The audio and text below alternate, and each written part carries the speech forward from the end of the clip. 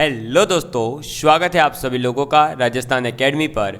और जैसा कि आप सभी लोगों ने दोस्तों सुन लिया होगा कि राजस्थान के अंदर आरपीएससी यानी राजस्थान लोक सेवा आयोग के द्वारा एक न्यू नोटिफिकेशन वैकेंसी का निकाला गया है, जिसके अंदर 3 प्रकार के पद हैं। एक है एईएन यानी कि सहायक अभियंता सिविल के लिए, एक है राजस्व अधिकारी रेवेन्यू ऑफिसर सेकंड ग्रेड और एक है अधिशासी अधिकारी वर्ग 4 यानी कि एग्जीक्यूटिव ऑफिसर ग्रेड 4। ठीक है, अब ये ग्रेड 4 सुन करके ये कोई पद जो है 4th ग्रेड नहीं है या चतुर्थ श्रेणी की नहीं है बात, इसका ग्रेड पे बहुत ज़्यादा है। अभी अपन उसकी जानकारी लेंगे।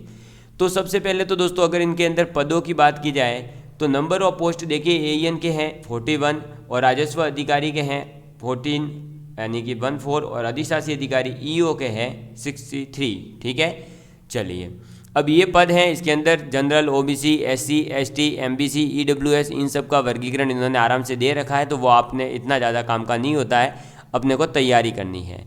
एक केवल यहाँ पर ये चीज़ याद रख लेना, ये देख लो नोट इन्होंने कर रखा है कि आयोग के द्वारा राजस्व अधिकारी सेकंड ग्रेड और अधिशासी अधिकारी वर्ग 4 के पदों के लिए एक ही परीक्षा होगी। ठीक है, मतलब रेवेन्यू ऑफिसर और ईओ जो है इन दोनों के लिए एक ही पेपर होगा।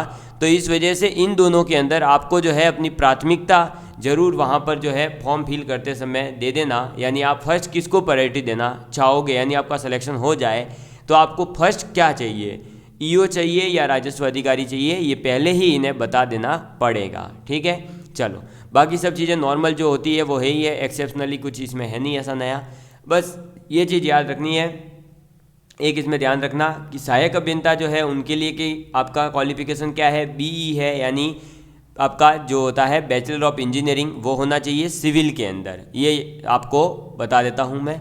और राजस्व अधिकारी और अधिशासी अधिकारी के लिए तो केवल एक ग्रेजुएट स्टूडेंट की आवश्यकता है, इसके लिए इसके साथ में और एक्स्ट्रा किसी चीज़ की कोई ज़रूरत नहीं है। अब बात आ जाती है, अगर आप जो है जैसे कि किसी का 3rd ईयर चल रहा हो, बीटेक में किसी का 4 ईयर चल रहा हो, तो ये देख लीजिए अंतिम वर्ष में सम्मिलित हुआ हो या सम्मिलित होने वाला हो, यानी उसका लास्ट ईयर चल रहा हो या लास्ट ईयर का एग्ज़ाम दे चुका हो, वो भी आवेदन के पात्र होंगे। लेकिन उससे आयोग के द्वारा जो आपकी परीक्षा होगी दोस्तों, उससे पूर्व शैक्षणिक अर्हता अर्जित करने का सबूत देना होगा, यानी आपके पास में आपकी जो शैक्षणिक योग्यता है वो एग्ज़ाम से पहले आ चुकी है, इस बात का आपको प्रूफ देना होगा। ठीक है, अगर बात करें सैलरी की तो सहायक अभियंता एएन की जो ग्रेड पे है वो है 5400, आपके राजस्व अधिकारी की है 4800 और अधिशासी अधिकारी की है 4200। ठीक है, लेवल है 14, 12 और 11। बाकी जो है आपका 2 साल तक जो प्रोबेशन पीरियड चलता है उसमें एक मासिक वेतन फिक्स पे है वो मिल जाएगा। ठीक है, इसके अंदर एज की अगर बात की जाए तो 18 वर्ष मिनिमम और 40 साल मैक्सिमम है। ये एज काउंट होगी 1 जनवरी 2023 को, यानी इस साल के अंदर भी जिसका भी बर्थडे 2002 के अंदर आया और वो अगर 18वां बर्थडे है यानी 18 साल कंप्लीट करने वाला है और 40 से ऊपर नहीं जा रहा है, वो सभी जो है एलिजिबल होंगे। ठीक, उसके बाद में भी एज रिलैक्सेशन में आपका ओबीसी को 5 ईयर्स है, फिर 10 ईयर्स का है, फिर 5 ईयर्स का है, ये सब आपको पता ही है, ये वो के वो ही है जो हर वैकेंसी में रूल होते हैं। ठीक, चलो अब बात करते हैं चयन प्रक्रिया की। अगर तो आपका चयन प्रक्रिया जो है वो वही है कि प्रतियोगी परीक्षा होगी और यानी कि कंपटीशन एग्जाम होगा, एग्जाम के बेस पर ही आपका जो है सिलेक्शन देखा जाएगा। अगर इसमें पहले लिखा गया है कि अगर है जो आवश्यकता पड़ती है आरपीएससी को तो वो नॉर्मलाइजेशन वगैरह कर सकती है, तो उसका जो है स्केलिंग वगैरह वो सब पद्धति अपनाई जा सकती है। आप उसमें जो है कोई ऐसी मतलब ये नहीं कर सकते कि ये क्यों किया नहीं ये क्यों किया। ठीक है, परीक्षा तिथि और ये जब भी आपकी टाइमिंग आएगी तब बता दी जाएगी। परीक्षा की योजना और पाठ्यक्रम क्या होगा तो इसके लिए अलग से नोटिफिकेशन भी आएगा। वैसे आगे इसमें जो है अपना परीक्षा का पैटर्न क्या है वो दे रखा है। ठीक, आवेदन की तिथि क्या है तो आवेदन की तिथि है 29 अगस्त से लेकर के 27 सितंबर तक। ठीक है, 29 अगस्त से 27 सितंबर तक आपके पास में बहुत टाइम है। आरपीएससी की वेबसाइट पर जाइए, वहाँ जाकर के एसएसओ से अपना जो है फॉर्म फिल कर सकते हैं आप सभी लोग। ठीक है, ये फॉर्म फिल कर देना। फिर फीस जो है वो आपकी क्या है तो अलग अलग है, जैसे जनरल है या क्रीमी लेयर में जो है ओबीसी का कोई स्टूडेंट है तो 350 है, बाकी 250 है, फिर 150 है और 150 है। ठीक है, टीएसपी क्षेत्र से जो ST है या 12 जिले के जो 12 जिले के अंदर शहरी जाति के जो स्टूडेंट होते हैं उनको 150 रुपये फीस देनी है। अब अगर बात की जाए परीक्षा योजना की, तो परीक्षा योजना के अंदर देखिए सहायक अभियंता यानी AN के लिए एक ही पेपर होगा। एक पेपर के अंदर भाग अ और भाग ब 2 होंगे।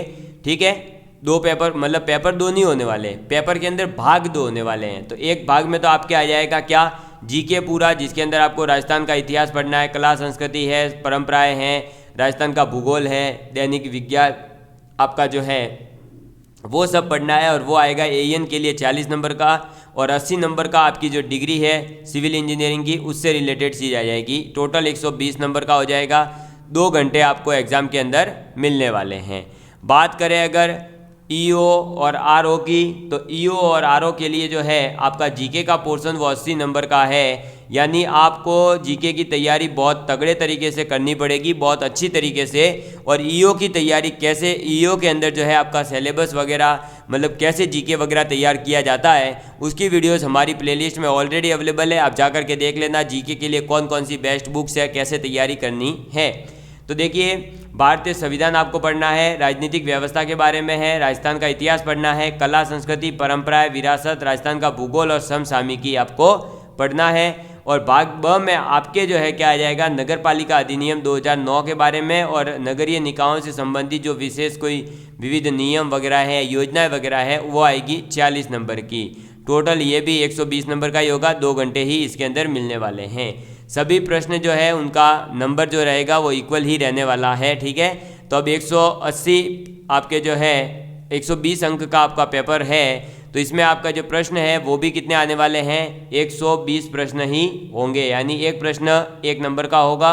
और अगर आप नेगेटिव करके आते हैं यानी गलत करके आते हैं तो 1/3 आपका नंबर काट भी लिया जाएगा। समझ में आ गई बात। बाकी सब चीज़ें नॉर्मल है।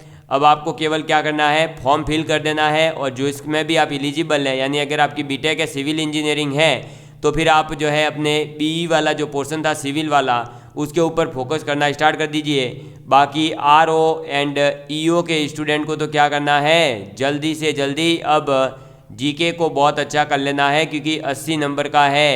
120 में से 80 नंबर केवल और केवल किसके हैं, GK के हैं। तो GK को बहुत अच्छा अभी से ही तैयारी करना स्टार्ट कर दो। ठीक है, तो ये अपनी जो वैकेंसी है जिसकी जनरल इन्फॉर्मेशन जो भी थी वो मैंने आपको बता दी है। फॉर्म वगैरह, फीस वगैरह, कब से क्या है, पैटर्न वगैरह क्या है।